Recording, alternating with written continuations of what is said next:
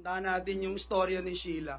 Sabi mo, nalulungkot ka, sinama mo siya, hindi mo siya pinatatanong, pinapipirmahan mo siya ng mga papeles na hindi niya alam. Bakit parang susunod lang ba sa'yo si Sheila? Anong dahilan? Ba't mo siya pinasama? Kami naman po kasi ni Sheila Sen ever since kami magkakasama. Although hindi kaming ever since bata po magkasama na So po close na close talaga kayo. hindi naman po sa sobrang, close. I think close kayo. Yes, Kasi close. kung hindi kayo close, sasabihin mo sa kanya na aalis kayo at hindi mo alam saan ang pupunta.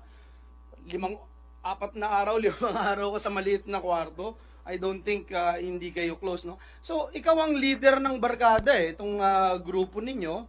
Wala kang amo, sabi mo. So, ikaw ba lahat ang sumasalo ng expenses? Lahat? Pag-book ng ticket, lahat? Wala naman pong masyadong expenses po pagdating po namin doon.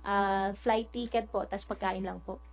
Tapos yung mismong tinirahan po namin. Sa mga lakad nyo, Madam, ikaw ang gumagastos. Kahit nung hindi ka pa tumatakas, mga lakad nyo, nabanggit ni Sheila na mga 10 beses na kayo umalis na ibang bansa. Ikaw ang sumasagot nun.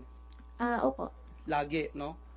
Nung nasa boat kayo, paano yung damit nyo nga pala? Nagbibihis ba kayo? May dala ka bang maleta? Nagpaka ba ng pang 1 week, 1 month? Wala po. Madala ko lang po isang bag. So, Tapos may laman lang po ng personal po na item lang po. maraming pera siguro, no? Wala po. Gaano kadami? Sige, kung wala. Kasi paano kang bibili? Kasi sabi mo kanina, cash yung ginagamit mo. Opo. Paano Kung di kang po ako gagamit kung wala kang dala? Opo. Less than, tatlo po kami, less than $20,000 po. Less than? Less than $20,000 po.